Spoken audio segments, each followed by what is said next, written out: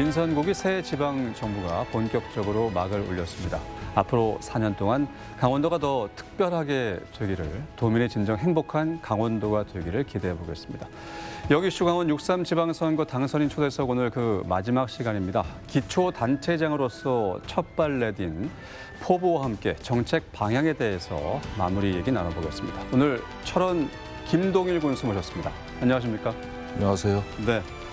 자, 삼선 연임 제안으로 무주공산이 된 철원군정을 맡게 되셨어요. 네. 얼마 전까지 당선인 신분에서 이제 군수가 되셨는데 소감 먼저 말씀해 주시죠. 네, 이번에 그 지방 6.3 지방선거를 치르면서 정말 다시 또 다짐하게 된 것은 정말 인간 승리였습니다. 이번 선거는.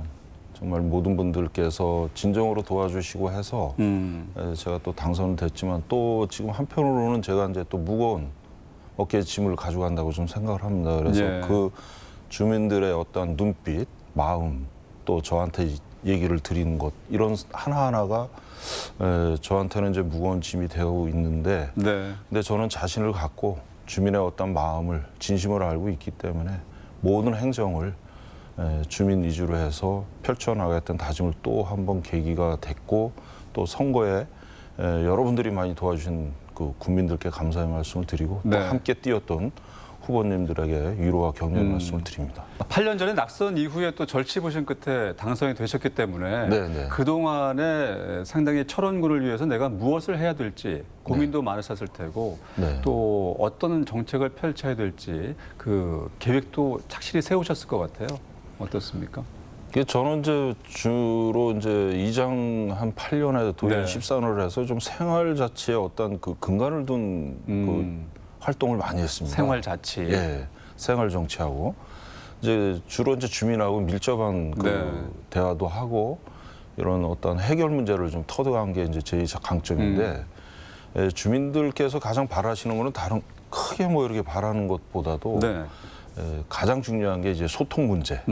작은 건 하나라도 좀 어려운 부분에 있어 좀 해결해 줄 수 있는 부분, 그다음에 공직자들의 어떤 그 주민들을 대하는 부분, 이런 거 아주 소소한 것에 이제 마음이 좀 많이 이렇게 불편한 부분들이 많으셨던 걸 느꼈고 생활을 하면서 느낀 건데, 철원은 사실 이 공기나 또 주변의 환경이나 이런 부분들은 많은 부분들이 다른 지역보다는 좀 월등하지만 우리가 이제 주로 보면은 먹고 사는 문제에 있어가지고 모두가 지금 이제 60세 이상의 되신 분들은 퇴직하고 난 이후에는 또 많은 분들이 그냥 이 소일거리를 하시면서 지내는 분들이 많으세요. 근데 사실 신체가 건강하신 분들은 일자리가 있어야 되거든요. 그래서 늘 이분들도 이제는 반나절 일이나 온 일이나 일할 수 있는 부분들을 찾아야 되겠다, 그 생각을 항상 갖고, 또 그다음에 이제 중년이라고 있잖아요. 중년. 장년하고 중년들은 이제 일을 열심히 하지만은 또 나름대로 또 자기의 그 역량을 발휘하고 싶은데 못하는 부분도 많아요. 그래서 투잡이라고 그러죠. 그래서 그거 할 수 있는 부분도 좀 만들어내야 되겠다. 그리고 이제 청년 부분은 사실 이 저희가 생각하는데 이거는 많은 고민을 해야 될 것 같더라고요. 그래서 청년 문제는 항상 청년들하고 만나면 대화를 하는 중에 보면은 거기도 일자리입니다.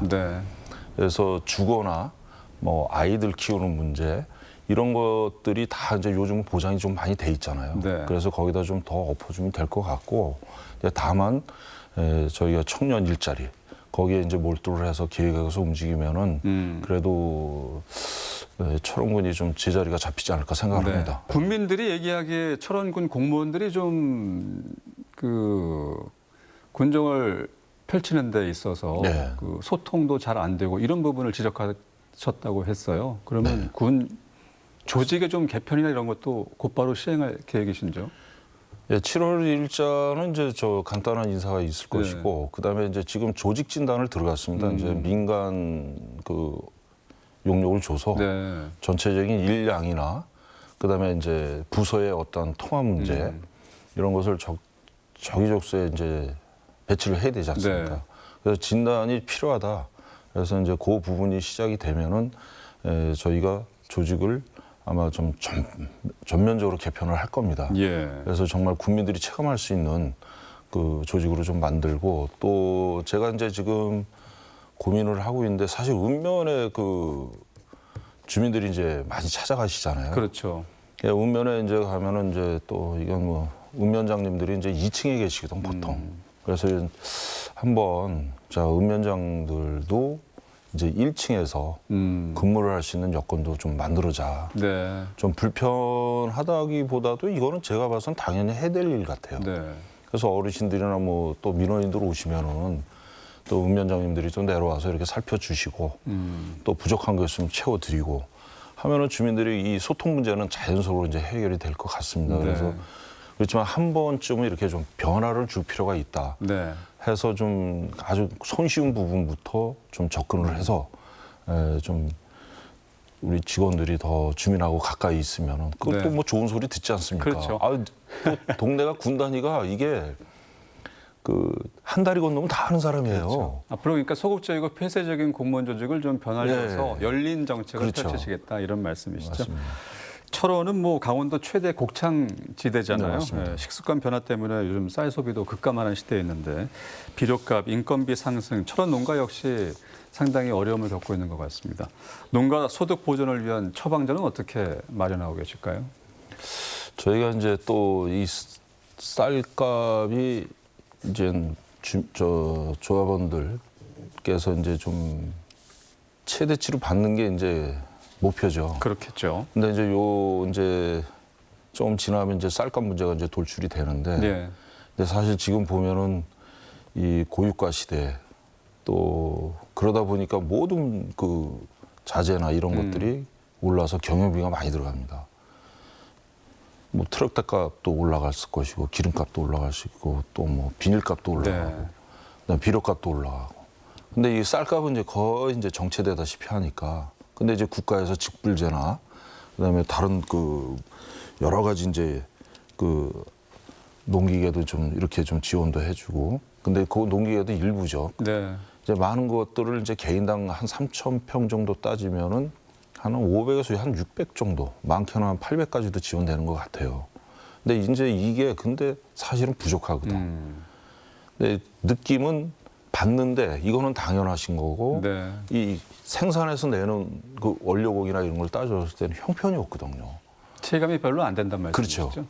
그러다 보니까 이 농가 쪽에서는 이제 상당히 불편함을 느끼고 또 많은 지원을 원하시는데 그래서 저는 이런 부분에 있어가지고 해결책을 좀 찾고자 좀 많은 고민을 하고 있는데 일단은 쌀값을 정상적으로 좀 받을 수 있는 위치까지 좀 고민을 해야 되지 않나. 그래서 매년 쌀값 때문에 힘들어하는 그 부분에 있어갖고 일단은 철원군하고 농협하고 매칭을 해서 상시 이 상설 쌀값 안정화 대책에 대한 그 먼저를 그걸 시작을 해서 진행을 좀 시키고자 합니다. 그래서 여러 가지 문제에 있어서 지금 뭐 반값 농자재부터 시작해가지고 지금 주문들을 많이 하시는데 또 예산이 이제 철원군 행정에서 예산이 쓸 수 있는 한정돼 있으니까 뭐 넉넉하다 그러면은 전반적으로 해서 좀 지원을 그 쌀값이 부족한 부분을 이제 그런 쪽에서 채워주는 거로 네. 해주면은 그래도 농가들께서 그래도 좀 농사 짓는데 편안하지 않을까 생각을 해봅니다. 예산부터 살펴서 농가 네. 소득 보전 방안을 바로 네. 찾겠다 말씀이시고 또 다른 군도 마찬가지지만은 머무르는 청년보다 떠나는 청년이 많은 현실이잖아요. 철원군도 그런 실정일 텐데 청년층이 철원 지역에 머무를 수 있는 정책이 있다면 어떤 게 있을까요? 이게 이제 힘든 얘기입니다, 사실. 네. 힘들고 어려운 일이죠. 그죠. 그래서 저도 이제 늘 그 듣는 얘기인데 중요한 거는 내 직장이 있어야 있는 거고 네. 그 직장을 또 온전한 직장이 있어야지 오랫동안 있는데 그 철원군에 사실 이 농공단지 내 이외에는 그 큰 기업들이 없습니다. 그리고 또 적성에 안 맞으면 그거 바로 나오는 거고 그다음에 창업을 한다 그래서 또 경제가 지금 살아나지 않고 네. 인구 소멸 지역이 하지 않습니까? 그래도 이 인구가 최소한에 6, 7만은 돼야지 경제가 돌아가거든요. 그러다 보니까 창업을 해도 청년 창업을 해도 끝까지 못 가는 부분. 네. 자기 기술적인 부분을 가지고 활동하는 친구들은 뭐 예를 들어서 이제 포크레인 기기치 이제 이런 운영을 하는 친구들은 잘 그냥 꾸준히 하고 있는데 그러면은 어떻게 할래 이 방법을 타개책을 찾아야 되느냐. 그래서 저는 지금 이제 아까도 말씀드렸지만은 저희가 이제 농업에 좀 경쟁력이 있습니다.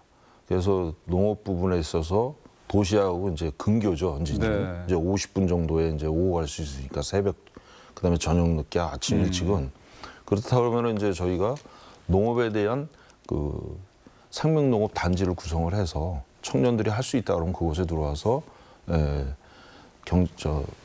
운영을 할 수 있는 부분들을 하면은 그래도 들어오지 않을까 생각을 하고 여기서 예를 들어서 이런 거는 이제 또 살펴보면은 이제 승계농 있지 않습니까? 네. 기존에 이제 어르신들께서 잘 갖고 오는 이 축산이나 그다음에 이제 원예 특작, 그다음에 수도작 이런 걸 잘 갖고 오는 곳에 자식들이 또 내려와서 그 경작을 또 하고 있거든요.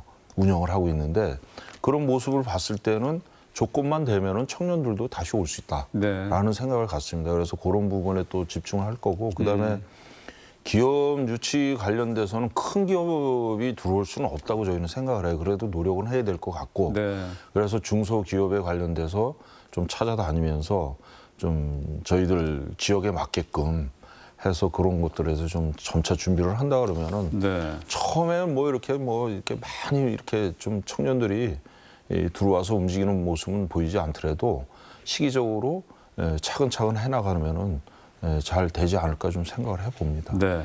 경제 활성화 대책으로 또 산업단지와 군부대 유휴부지 기업 유치 내세우셨는데 말씀하신 기업들이 그렇죠. 그쪽으로 들어오면 좋겠죠. 아, 그럼요. 그래서 저 군부대 관련돼서도 이제 저희가 좀 잘 아시지만은 농업에 관련 규제, 진흥지역, 그다음에 또 군사 규제, 환경, 규제가 저희가 엄청나지 않습니까? 근데 이제 군부대도 사실 이제 유유지라 하지만은 군부대 그 유유지도 본인들이 작게나 작전을 수행할 수 없는 폐쇄 지역으로 인정이 돼야 되거든요. 근데 아직도 그거를 제대로 되지 않은 부분이 있어갖고 저희가 더 노력을 해서 군 유유부지나 그다음에 또 다른 그 용도의 산지나 이런 것들이 있으면은 적극적으로 행정을 펴서 기업이 들어오겠다 그러면 문을 열어주려고 그럽니다. 예. 네. 국방부의 접경지 북상 계획이 좀 도움이 되지 않을까 싶은데요. 어떻습니까? 요번에 지역마다 좀 다르겠지만 현실적으로 북상을 하는 그 개념에 있어서는 주민들이 대환영을 하고 계시죠. 근데 이제 초소가 이제 이전하고. 가장 이제 걸림돌인데 그것도 뭐 내년도에 이제 결정을 해서 진행을 하시겠지만은 또 한교 의원님이나 지금 정부에서 이제 노력들을 하셔가지고 북상을 시켰습니다. 네. 아마도 우리 주민들한테는 큰 도움을 받겠죠. 네. 영농 부분에 있어서나 또 경제적 활동하는 데 있어서는 큰 도움을 받을 수 있죠. 농민분들에게는 상당히 반가운 소식이죠. 그리고 또 더불어서 저희가 이제 전방 안보 관광이나 그다음에 그 보이지 않는 또 관광지가 있습니다. 그런 데 이제 활동하는 것도 유연해지니까 좋을 수가 있죠. 알겠습니다. 천만 관광객 시대 열어야 되잖아요. 관광 철원 중요하지 않을 수가 없는데 요즘 뭐 한탄강 주상절리길 고속정 꽃밭 등이 흥행 가도를 달리고 있는데 관광 뭐 숙박 인프라 계획도 좀 말씀해 주시죠. 전 군수님이 지금 이제 이현중 군수님께서 잘 해놓으셔갖고 꽃밭이 이제 대성공을 해서 저희가 이제 보통 100만 정도가 이제 움직이고 있는데 정말 그 성공한 케이스입니다. 네. 주상절리길도 그렇고 겨울에도 이제 그 얼음길. 네.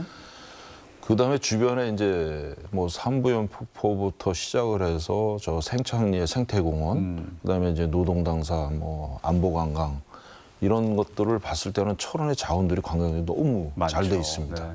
중요한 거는 이게 이제 주민들께서 말씀하시는 부분들이 이제 다 일일 관광이다. 와서 이 구경하고 바로 빠져나가고 밥들은 또 경기도에서 먹는 경우도 있고 숙박도 거기서 많이 해요. 그러니까요. 그러다 보니까 이 평일에가 이제 좀 문제인데 그래서 저희가 지금 이제 이번에 공약상에도 걸었지만은 낮에는 이제 관광 인프라가 너무 잘 돼 있고 이제 잘만 정리하면 되겠고 근데 이제 밤의 문제인데 네. 그래서 저는 이제 낮에는 꽃, 밤에는 빛 이런 내용을 좀 담아서 제가 이제 대마리 그 동네에서 살지만 거기에 반딧불이 좀 있어요. 그래서 이번에 이제 공약으로 반딧불 축제를 이제 하겠다고 공약을 건 이유가 그건데 네. 이 좀 자연스럽게 이끌어내고 시설 투자 많이 안 하고 좀 관광객들이 들어와서 밤에 볼 수 있고 또 뭐 지역에서 이따 갈 수 있는 그런 것까지 만든다 그러면은 아마도 괜찮을 것 같은데. 알겠습니다. 이제 철원 군수로서 임기가 시작이 됐는데 마무리로 철원 국민들에게 한 말씀 해주시죠. 정말 마음적으로 도와주셔서 제가 됐습니다. 그래서 저는 그 마음을 읽었고 네. 그 마음에 보답을 해야 됩니다. 그래서 이것저것 가리지 않고 저는 국민만 바라보고 뛸 것입니다. 그래서 모든 내용들을 하나하나 잘 진심 있게 담아서 네. 주민이 정말 체감할 수 있는 내용들을 행정을 펴나가도록 하겠습니다. 국민 여러분께서 좀 믿고 김동일이를 계속 이렇게 바라봐 주시면 좋겠고 저 역시도 더 겸손하게 낮은 자세로 열심히 뛰겠습니다. 네. 알겠습니다. 철원의 새로운 도약을 잘 이끌어 주시기 바라겠습니다. 네, 감사합니다. 네. 지금까지 김동일 철원 군수와 함께했습니다. 오늘 고맙습니다. 감사합니다.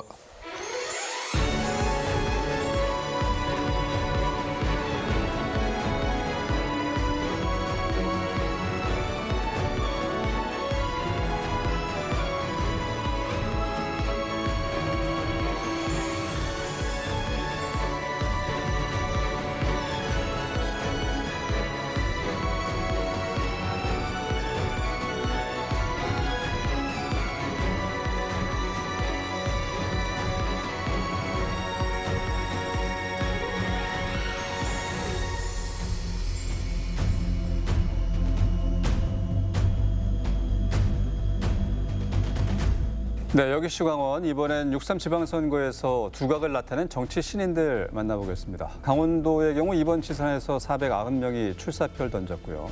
그 가운데 251명만이 지역을 위한 일꾼으로 일하게 됐습니다.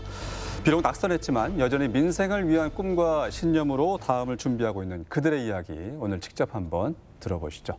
네 분 모셨는데 한 분 한 분 소개해드리겠습니다. 김병혁 진보당 춘천시 지역위원장 나오셨습니다. 안녕하십니까? 네, 반갑습니다. 진보당 춘천지역위원장 김병혁입니다. 지난 지방선거에서 춘천시의원 태계동 후보로 출마를 했었고요.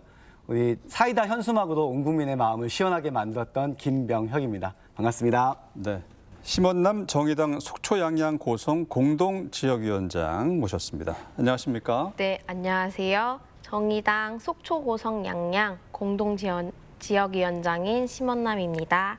민주노총 속초 지역 지부장, 그리고 학교에서 일하는 비정규직 노동자이고요. 강원도에서 10살 아이를 키우고 있는 엄마 정치 신인 심원남입니다. 네. 그리고 이동현 더불어민주당 원주갑 대학생위원장 모셨습니다. 안녕하십니까? 네, 안녕하십니까. 저는 올해 2월에 이제 졸업을 했고요. 그리고 저는 대학 시절에 이제 총학생회 활동과 또 이제 단과대학 학생회장을 역임을 하면서 자연스럽게 지역사회와 연계한 사업들을 좀 운영을 해왔고 그걸 계기로 이번에 지방선거에도 출마를 했었던 이동현이라고 합니다. 네. 네. 네. 그리고 최태영 개혁신당 강원대학교 지부장도 함께하겠습니다. 안녕하십니까? 저는 개혁신당에서 현재 그 강원대학교 캠퍼스 지부장을 맡고 있고요. 그리고 각 지역에서 일어나는 이슈, 특히 춘천에서 일어나는 이슈나 대학에서 일어나는 이슈들을 뭐 입장문이나 대변문 뭐 이런 걸 통해서 청년들의 목소리를 정치에 담아내고 있습니다. 네. 오늘 네 분의 정치 신인과 얘기 나눠볼 텐데요. 오랜만에 스튜디오가 꽉 차 있는 것 같습니다. 최 지부장님 이번 지선에서 또 최연소 후보자라고 알고 있는데 올해 나이가 어떻게 됩니까? 올해 나이는 26살이고요. 이제 예. 만 나이로는 25살, 그러니까 25살. 01년생입니다. 그러시군요. 네. 청년 후보로 이번에 어떤 걸 좀 보여주고 싶으셨어요? 저 솔직히 말씀드려서 저희 뭐 강원대학교 학생들이나 뭐 제 주변 친구들도 그렇고 대부분 정치하면은 좀 관심 없고 그리고 예. 다들 졸업하면 춘천 떠야지, 다들 고향 떠서 수도권 가야지라는 생각을 가지고 있는 친구들이 대부분입니다. 네. 저는 근데 이런 생각들이 기존에 있는 정치권들에서 어떻게 보면은 청년들을 위한 담론, 청년들을 위한 정책을 제대로 담아내지 못하고 있기 때문에 그러는 거라고 생각하거든요. 그렇기 때문에 어떻게 보면은 지금 현역 대학생인 제가 직접 출마함으로써 제 또래 사람들에게 그리고 또 청년층에게 여러분들의 목소리를 담아낼 정치인이 이제 등장했다. 그래서 꼭 관심 가져달라 이런 마음가짐으로 출마하게 되었었습니다. 네, 지역을 떠나는 청년들에게 우리가 여기 정주하면서 무언가 할 것이 더 많이 있다 이런 목소리를 대표적으로 내셨군요. 네, 맞습니다. 알겠습니다. 그리고 이 위원장님은 원주의 원도심 지역구에서 출마했네요. 네, 맞습니다. 원도심이라고 하면 학성동, 중앙동, 단계동 있죠. 네. 지역 청년과 주민들이 정말 원하는 것, 또 가려운 곳은 이번 유세 활동하면서 어떤 거라고 느끼셨어요? 일단은 저는 지역 청년들과 주민들이 진짜로 원하는 것에 좀 청년들의 좀 초점을 맞추고 싶은데 예. 저도 만으로는 25세인데 지금은 27살이긴 한데 한살 차이네요. 예, 한 살 차이. 네. 00년생입니다. 근데 이제 가장 큰 틀에서 봤을 때는 역시 일자리와 문화가 좀 가장 중요한 또 청년들이 원하는 바인 것 같은데 네. 조금 더 이제 청년들이 원하는 정치가 뭐냐고 했을 때 저는 합리적인 정치, 합리적인 정치인을 원한다라고 생각을 하거든요. 네. 이제 청년들은 이제 특정 정당을 이제 맹목적으로 지지하는 세대는 아니라고 생각해요. 네. 그래서 뭔가 조금 더 어떤 사람이 능력이 있는지 정당보다도 사람을 보고 그래서 누가 합리적인 정치를 할 수 있는지에 초점을 맞추기 때문에 저 또한 이번에 출마를 하면서 아, 나는 합리적인 정치인이 돼야겠다. 합리적인 꼭 필요한 일을 해야겠다라는 네. 생각을 좀 많이 했던 것 같습니다. 합리적인 정치인의 대안이 바로 이동현이다. 이런 걸 보여주고 싶었네요. 네, 맞습니다. 알겠습니다. 두 분의 신인 정치인 얘기 들어봤고요. 김 위원장님과 심 위원장님 두 분께 이 질문을 좀 드리고 싶은데 나의 키워드는 이것이다. 지역에 가졌던 뭐 책임감이나 정치 의지가 있을 텐데 그런 게 좀 궁금하고요. 어떤 꿈에 대해서 말씀하셔도 괜찮고 김 위원장님부터 말씀해 주시죠. 저는 일하는 시민의 직접 정치 이 부분을 말씀드리고 싶습니다. 아. 예, 저도 이 두 분처럼 학생이었을 때가 있었는데 그 졸업하고 나서 지역에서 20년간 계속 끊임없이 노동자로서 살아왔거든요. 예. 그 배달 라이더, 그 다음에 뭐 마트, 택배, 그리고 지금은 코웨이. 그래서 방문 점검 노동자로 계속 일을 하고 있습니다. 네. 저는 이런 일하는 시민들이 누군가가 그걸 대신해서 해주는 것이 아니라 이런 시민들이 직접 정치에 참여를 해서 우리의 삶의 변화를 만들어내는 것이 정말 지금의 시대에 필요한 정치다 이런 생각이 들어서 네. 저의 꿈은 이런 일하는 시민의 직접 정치를 만드는 것이다라고 말씀드리고 싶습니다. 현장에서 피부로 느꼈던 거, 네. 그걸로 정치로 이제 실현시키고 네, 네. 싶으신 거네요. 네, 맞습니다. 앞으로도 계속 되는 거죠? 네, 그럼요. 알겠습니다. 심원남 위원장님은 어떠세요? 제 슬로건이기도 했는데요. 일하는 사람이 존중받는 강원. 그게 이제 저도 이제 현장에 있는 노동자이잖아요. 특히 학교에서 일하는 비정규직 노동자분들은 여성이 많으세요. 네. 근데 이제 여성들이 그리고 학교에서 일하는 사람은 보통은 이제 사회에서 보게 되면은 교원 아니면 행정실 행정직원들 네. 이렇게 얘기하시거든요. 근데 저희는 그렇게 대답하지 못하시는 분들이 생각보다 많습니다. 그렇죠. 네, 교직원이라고 말씀드리죠. 네. 그리고 각자의 분야가 또 있고요. 그래서 저는 그 부분 여성도 굉장히 강원도에서 일을 많이 하고 있다.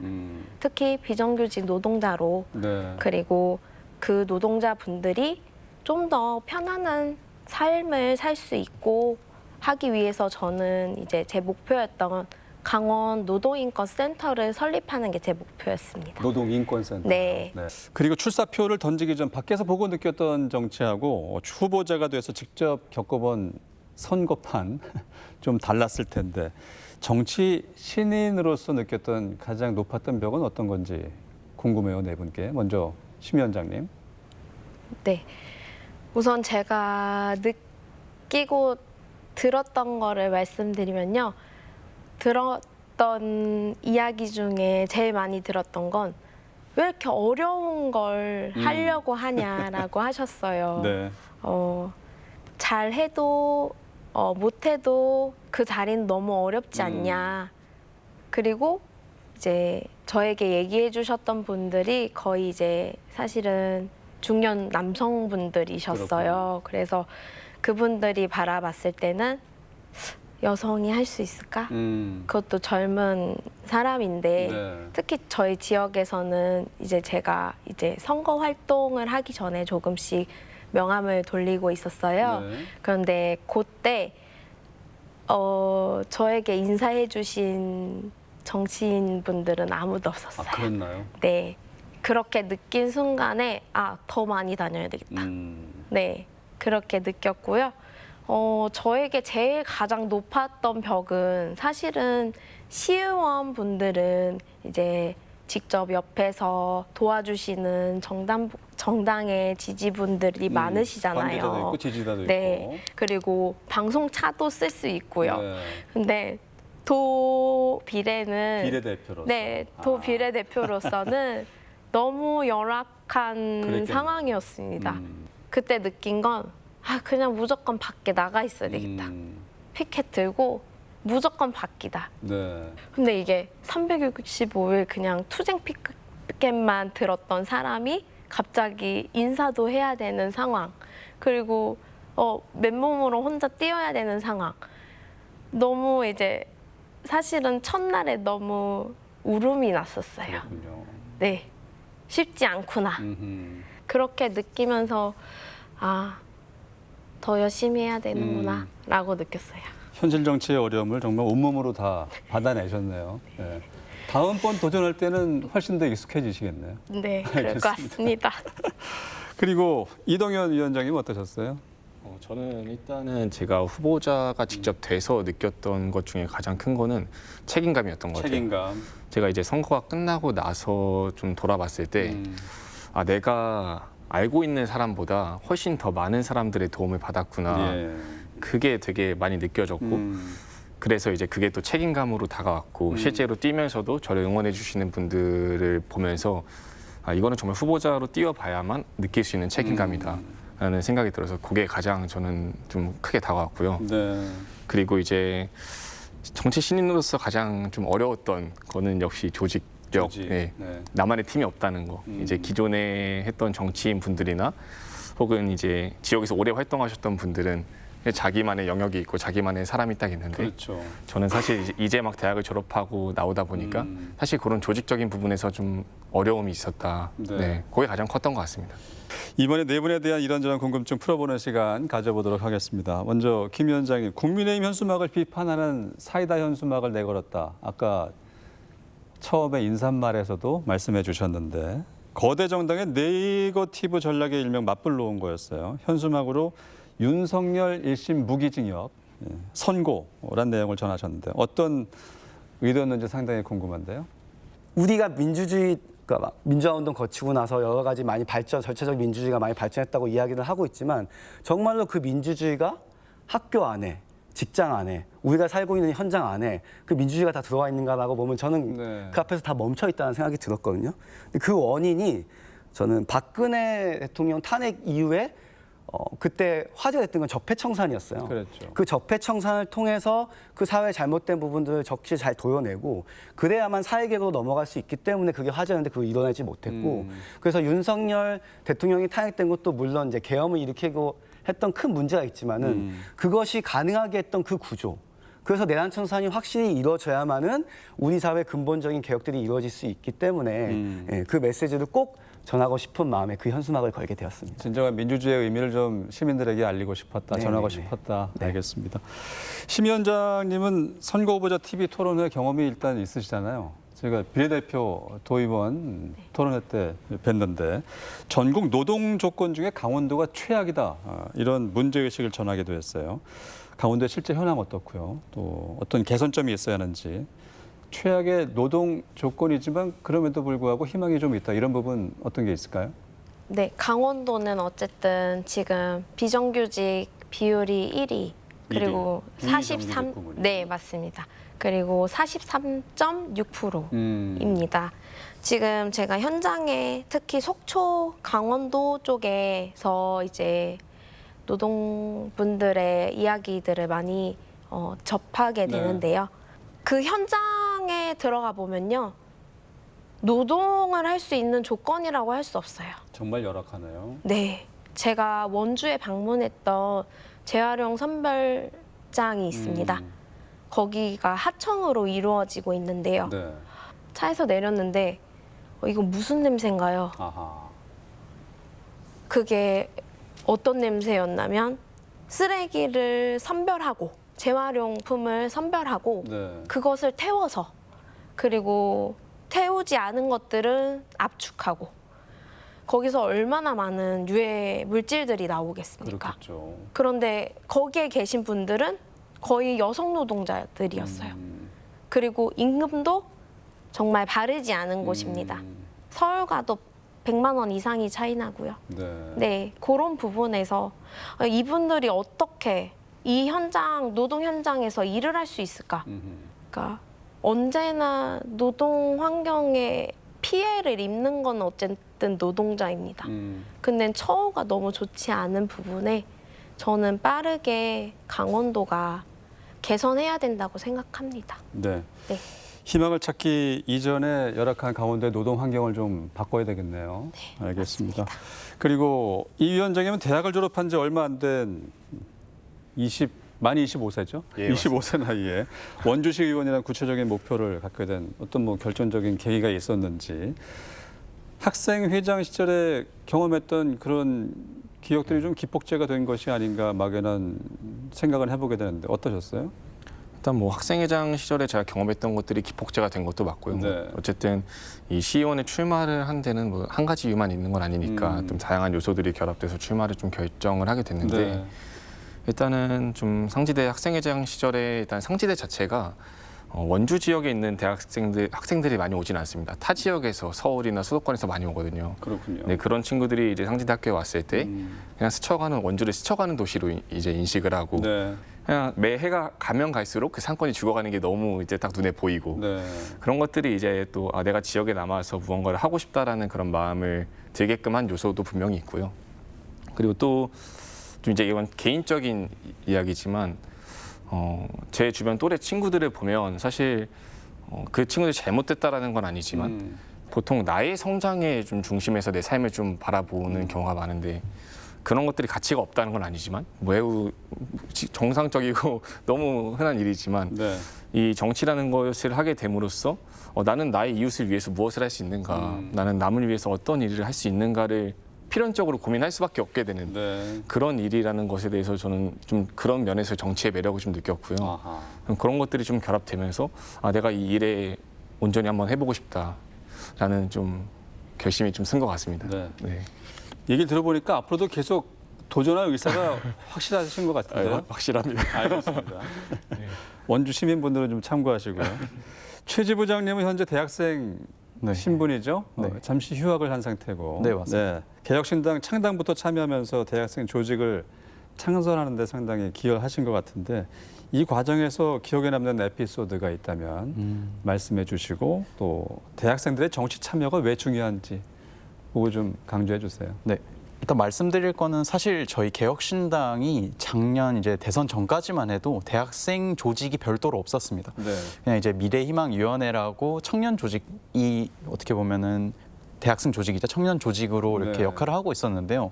제 생각 같은 경우는 청년층과 그러니까 이제 사회에 진출한 청년층과 대학생, 학문을 공부하는 대학생은 엄연히 다른 의견과 다른 아이디어를 가지고 있다고 저는 판단을 했고 네. 그리고 아무래도 저희 개혁신당의 주요 지지층이 그런 2030에 몰려 있는데 그 하나로 묶여 있다는 게 조금 답답했다고 보는 게 맞는 것 같습니다. 네. 그래가지고 저는 대선 전부터 꾸준히 이렇게 제안을 드리다가 대선 때 이제 조직 본부장님이 그 아이디어를 되게 좋게 봐주셔가지고 당시에 이제 이름이 대학생 미래 개혁단 이런 이름으로 조직이 창설돼서 거기서 제가 단장을 맡아가지고 이끌었던 경험이 있습니다. 근데 이제 그걸 이끌면서 릴스나 쇼폼 팀도 운영을 했었는데요. 이제 그런 릴스나 쇼폼이 이렇게 반응이 너무 좋아서 네. 이제 총 조회수가 제 기억상 한 400만 조회수 영상을 다 뽑아내는 그런 경험이 가장 뜻깊었던 것 같습니다. 네. 네. 그리고 이제 두 번째로 대학생들의 정치 참여가 중요한 이유가 어떻게 보면 제가 조직을 창설하게 된 이유랑 비슷한데요. 네. 다양한 많은 학문들을 여러 개 접하게 되다 보니까 네. 조금 더 객관적으로 세상을 바라볼 수 있지 않을까? 그리고 아직 사회에 이렇게 접한 게 없다 보니까 네. 개혁적이고 조금 더 진보적이고 이런 다양한 미래를 위한 아이디어를 대학생들만이 저는 할 수 있다고 생각을 하거든요. 네. 그리고 이제 저희 또래 학생들이 아무래도 요즘 AI니 뭐니 이러면서 일자리를 다 뭐 하다 보니까 다들 불안과 미래에 대한 공포 이런 걸 다들 갖고 있거든요. 내가 앞으로 먹고 살 수 있을지도 모르겠다. 이런 공포와 불안들을 항상 지니고 있어요. 네. 그러다 보니까 많은 학생들이 무언가를 도전하는 데 주저하게 되고 네, 그런 게 있는데 이제 그런 것들을 정치를 통해서 어떻게든 혹은 정책을 통해서 행정을 통해서 풀어내면은 지금 불안과 공포를 갖고 있는 이런 청년과 대학생층들에게 조금 더 용기를 심어줄 수 있지 않을까라는 그런 생각에 이런 다양한 생각에 기반으로 대학생의 정치 참여가 저는 무척 중요하다고 생각을 하고 있습니다. 네. 말씀해 주셨듯이 젊은 미래 세대들이 불안해하는 부분을 정치와 정책으로 해결해야 될 텐데 앞으로 그 역할 계속 하실 거예요? 네, 아마도 꾸준히 그런 역할은 할 것 같습니다. 알겠습니다. 네. 네. 김 위원장님하고 심 위원장님은 이른바 소규모 정당, 군소정당 소속이잖아요. 군소정당 소속으로 참 이번 선거에서 많은 노력들을 하시고 애쓰셨는데 그에 따른 어려움도 많이 있으셨을 것 같아요. 그럼에도 불구하고 소규모 정당 소속으로 이것만은 좀 지켜야 되지 않을까 하는 부분들이 있으면 말씀해 주시죠. 먼저 김 위원장님.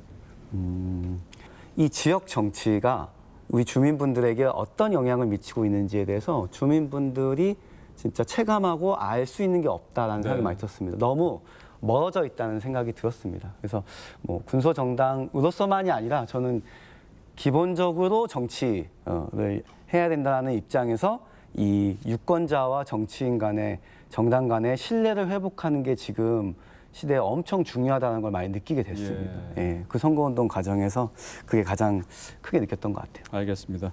심 위원장님은 어떤 거 좀 느끼셨어요? 공보물을 보고 화를 내신 분들이 많았습니다. 왜죠? 저희 거를 본 게 아니고요. 네. 다른 정당 거를 봤는데요. 제대로 된 공약이 없다. 도대체 뭘 하러 나왔는지 모르겠다. 라고 하셨습니다. 그래서 군소 정당이지만 작지만 강하게 정책과 공약은 빵빵하다. 네. 네. 군소정당일수록 시민들의 삶에 밀접한 그런 정책들을 많이 펼 수 있다고 생각해요. 네. 두 분 못지않게 또 최 지부장님도 군소정당으로서 느꼈던 점이 많이 있을 텐데 제가 녹화 들어가기 전에 또 거대 양당의 울분이 많으셨다고. 우선 선거를 대하는 태도가 조금 저는 다르다고 생각을 합니다. 네. 일단은 거대 양당으로 물론 출마를 하면 모두는 아니지만 보통 가번이나 나번 이제 시의원으로 출마를 하게 되면 10% 15% 정도는 이제 어느 정도 확보된 상태라고 생각들 많이 하신다고 저는 생각을 하거든요. 그러다 보니까 이제 선거에 지출하는 비용들을 이렇게까지 돈을 그냥 써도 되나 싶을 정도의 부분들이 많습니다. 근데 정확히는 이제 15%가 넘으면 전액 보전이 되는데 네. 그 전액 보전이 되는 게 사실 공짜 돈이 아니잖아요. 그게 다 어떻게 보면은 국민들의 세금이고 혈세로부터 받는 보존 비용들인데 저 같은 경우는 공보물을 이제 한 장만 추가를 해도 뭐 100만 원 뭐 이렇게 이 100만 원 이렇게 우습게 넘어가니까 이렇게 저는 솔직히 그냥 한 장으로만 했었거든요. 근데 이제 다른 분들은 그냥 6장, 8장 이렇게 하게 되는데 그렇게 하게 되면은 솔직히 그 공보물이 물론 소중하고 중요한 거지만 네. 그것들이 전부 다 세금으로 보전받는 거고 시의원 선거 같은 경우는 이번에 춘천시는 4천만 원인가 5천만 원이 전 선거 한도인 걸로 기억하고 있는데 네. 그거를 조금 더 보다 줄이고 보전할 수 있는 비율을 조금 더 높여가지고 그냥 제가 군소정당이 아니라 그냥 누구나 정치 참여권을 보장하는 입장에서 예. 그런 것을 한도액을 낮추고 비율을 높임으로써 보다 많은 사람들이 나도 정치 참여할 수 있겠는데 저 정도 돈을 들이면 할 수 있구나라는 생각을 가지게 함으로써 조금 더 뛰어난 사람들이 조금 더 경쟁력 있는 사람들이 저는 정치판에 뛰어들어야 된다고 생각을 하거든요. 네. 네, 그런 생각을 가지고 있었습니다. 알겠습니다. 그리고 또 소규모 정당 소속이시잖아요. 네. 앞으로도 뭐 정당을 바꿀 생각 없으신가요? 네, 저는 지금 개혁신당이 뭐 침몰하지 않는 이상은 계속 저는 정당을 지키셔야죠. 네, 여기 있을 것 같습니다. 정치 신인일수록 또 그 길을 가야 되겠죠. 알겠습니다. 이에 반해서 또 오늘 세 분의 대답을 들으니까 외로우시겠네요. 이 위원장님. 부담스럽습니다. 거대 여당의 후보신데 이번 선거 치른 과정에서 뭐 그 대선배들 사이에서 또 선거 치르셨잖아요. 어려움이 있으셨겠죠. 어땠습니까? 일단 거대 양당 저 왼쪽을 잘 못 보겠는데. 저도 여기 이제 도전이었던 것 같아요, 진짜. 그 대선배님들 사이에서 어떻게 보면 제가 공천을 위해서 또 면접을 보고 또 이렇게 선거에 직접 시민들 만나고 그리고 실제 선거운동을 또 하는 그 과정 자체가 어떻게 보면 20대에서 돌아봤을 때 가장 좀 떨렸던 지금도 떨리긴 하는데 네. 그런 순간일 수 있겠다라는 좀 생각이 들어서 정말 큰 도전이었다라는 생각이 들고요. 네. 그리고 실제로 함께 정당 활동을 하시는 분들의 연령대가 이제 40대, 50대, 60대니까 그냥 옆에서 같이 활동하시는 분들이 저희 아버지랑 동갑이시거나 뭐 그런 경우가 굉장히 많아요. 그렇겠네요. 네. 그럴 때 진짜 내가 진짜 어린 나이에 하긴 했구나. 근데 오늘 또 더 어리신 분이 있어가지고 어쨌든 좀 그럴 때 이제 세대에 대한 그런 격차를 좀 많이 느끼는 것 같긴 합니다. 네. 그럴수록 또 세대 교체 필요성도 함께 느끼지 않았을까 싶은데. 그렇죠, 그렇죠. 왜냐면 사실 저도 지금 20대 이제 후반을 향해 가고 있는데 네. 이제 막 20살 된 친구들이랑 대화하면 그 친구들이 저한테 대화가 안 된다고 하는 경우도 꽤 있거든요. 근데 이제 그런 친구들이 이제 사실 이제 청년 정치인이라고 하면서 네. 뭐 40대 이게 어쨌든 좀 이게 20대들의 마음을 정말 솔직하게 이해할 수 있을까? 네. 대변할 수 있을까? 그런 생각도 좀 들고요. 그래서 그런 것들이 좀 세대 교체가 어느 정도는 필요하다. 네. 일부는 꼭 필요하다라는 생각을 좀 하고 있습니다. 알겠습니다. 오늘 네 분 이야기를 통해서 정치 신인으로 도전했던 생각들을 좀 알 수 있었고요. 선거를 겪으면서 한 단계 더 성장하지 않았을까 싶은 마음도 드네요. 마무리 시간인데 앞으로의 계획과 꿈 또 시청자분들에게 전하고 싶은 말씀 한마디씩 부탁드리겠습니다. 먼저 김병혁 위원장님. 제 선거운동의 주요 공약이었던 뭐 킥보드 없는 거리, 그다음에 달빛 어린이 병원 화태, 투탑시티가 실은 기후위기를 극복할 수 있는 지역 공공교통 체계를 만들어야 된다. 지역의 의료 체계가 지금 많이 무너지고 있기 때문에 공공의료 시스템 이야기하고 싶었고 투탑시티도 이렇게 오랫동안 방치되어 있는 이 현상을 보면서 지역의 공공자산 이런 본질적인 이야기들을 통해서 지난 10년간 지금 수도권으로 빨려가는 우리 청년들이 지금 70만 명이라 하잖아요. 네. 이거는 아무리 대기업을 유치하고 한다 하더라도 지역에 살아야 될 사람들의 의료, 교육, 주거 이런 근본적인 환경을 잘 거쳐지게 하고 그 부가가치가 지역에서 재생산되지 않으면 절대 저는 이 문제가 해결되지 않는다고 네. 생각이 듭니다. 그것이 곧 청년 문제 해결이고 그 문제를 하는 것이 결국 우리 미래를 바꿔나가는 데 가장 핵심적인 부분이기 때문에 비록 제가 이제 당선하지는 못했지만은 직장에서도 열심히 일을 하면서도 계속 이런 것들이 지역 정치가 해야 될 역할이다라는 것을 계속 알려나가면서 활동하고 싶습니다. 네. 그 지역 정치 역할에 대한 부분이었는데 네. 또 하나는 뭐냐면 다들 뭐 뉴스를 통해서 보고 계시겠지만은 홈플러스 춘천점 그 홈플러스 사태에 인해 가지고 대량 해고 위기 사태에 처했고 네. 또 어제는 갑자기 쿠팡에서 그 말도 안 되는 그 계약 위반 사유로 해가지고 지금 10명에 가까운 그 택배 노동자분들께서 지금 해고를 당하는 일방적으로 그런 문제들이 지금 지역에서 일어나고 있습니다. 저는 이런 문제들도 중앙정부나 노동부의 역할이라고만 생각하지 말고 지방정부와 지역 정치가 이거 우리 주민분들이고 우리 이웃들의 문제잖아요. 네. 그걸 방치할 것이 아니라 적극적으로 이런 부분들에도 개입을 하고 나서서 문제 해결에 개입을 해야 된다. 저는 이런 생각도 꼭 네. 전하고 싶습니다. 알겠습니다. 이 꿈을 4년 후에도 비슷한 공약? 네. 좀 더 잘 다듬어서 기대해 보겠습니다. 그리고 심원남 위원장님. 네, 저도 다음 스텝을 위해서 열심히 또 준비를 할 건데요. 네. 저의 키워드는 여성과 노동인데요. 네. 거기에 추가적으로 사실은 환경 부분도 저는 환경까지? 네, 조금 더 관심을 계속 가지고 있었습니다. 지금 강원도에는 여러 이제 난개발들이 존재해요. 네. 그래서 특히 설악산 오색 케이블카 그리고 풍천리 양수발전소 댐 만드는 거 강원도에 놀러 오시는 분들의 이유는 아름다운 자연 환경이거든요. 그거를 많이 지켜주셨으면 좋겠다. 네. 저는 그 부분으로 다음 스텝을 밟아갈 예정입니다. 알겠습니다. 네. 4년 후에도 지금 말씀드렸던 부분 잘 다듬고 마무리해서 4년 후에는 꼭 당선자 인터뷰를 좀 했으면 좋겠네요. 네, 알겠습니다. 감사합니다. 그리고 이 위원장님도 한 말씀 해주시죠. 네, 일단 저도 뭐 이제 낙선은 했지만 네. 사실 정치에는 방향이 워낙 많다, 길이 너무 많잖아요. 그래서 그렇죠. 아직 뭐 사실 구체적으로 내가 다음 단계는 어디로 밟아야 되겠다 이런 그런 구체적인 계획은 아직 없는 것 같아요, 사실. 네. 근데 아까도 잠깐 말씀드렸지만 제가 생각하는 그 정치를 하려고 하는 그 이유가 어쨌든 나는 나의 이웃들을 위해서 무엇을 할 수 있는가를 그 방향성을 네. 가지고 계속 고민을 해 나갈 것 같고, 그래서 나를 위한 정치, 나의 성장이 아니라 좀 이제 남을 위하고 나의 이웃을 위한 그런 정치와 일들을 좀 해 나가 차근차근하게 좀 단계를 좀 밟아 가려고 합니다. 알겠습니다. 네. 정치의 기본 덕목이 다른 사람이 행복해지는 길 아니겠습니까? 맞습니다. 그리고 최지 부장님. 네.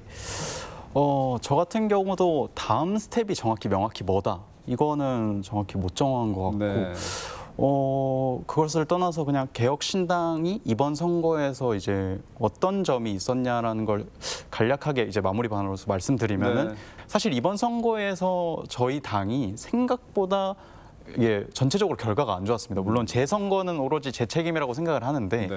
개혁신당 선거 자체가 안 좋았다는 점은 저희가 내고자 했던 정책 그리고 아이디어 그리고 시민분들에게 전달하고 싶은 진심들이 네. 어떻게 보면은 오로지 그런 시민분들에게 전달이 되지 못했기 때문에 그런 그것이 득표율로 나타났다고 저는 생각을 하거든요. 그래서 4년 뒤든 혹은 뭐 다음 2년 뒤든 그냥 앞으로 있을 선거뿐만 아니라 그냥 여태 살아가시는 시민분들 곁에서 저희 개혁신당이 시민분들이 정말 필요로 하는 정책 그리고 아이디어 그리고 가장 중요한 진심을 밑바닥부터 녹아내리는 작업들을 해 나가야 된다고 생각을 하고요. 그 노력들을 제가 열심히 어떻게 보면은 개혁신당 옆에서 열심히 하도록 하겠습니다. 오늘 네 분 말씀 잘 들었습니다. 당선과 낙선을 떠나서 우리 지역의 발전을 위한 도전과 열정이 선거에 임한 모든 사람들의 공통된 마음이 아닐까 싶습니다. 이번엔 좀 고별 마시긴 했지만 이 경험과 시련을 바탕으로 앞으로 승리하는 날이 오기를 응원하고 기대하겠습니다. 여기 슈강원 오늘 시간은 여기서 인사드리겠습니다. 다음 주에 또 뵙죠. 시청해주신 여러분 고맙습니다.